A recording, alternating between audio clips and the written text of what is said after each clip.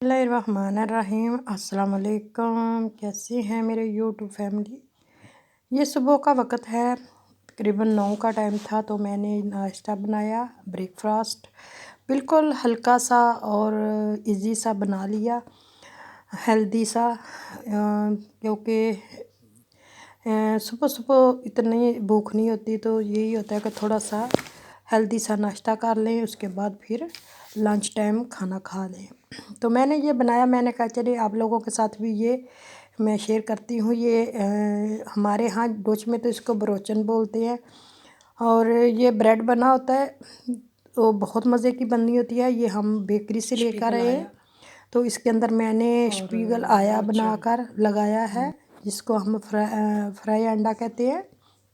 मैंने वो बना के लगाया है, और डोच में इसको स्पीगल आया कहते हैं। अल्लाह हाफिज़, फिर मिलेंगे, तब तक के लिए इजाज़त।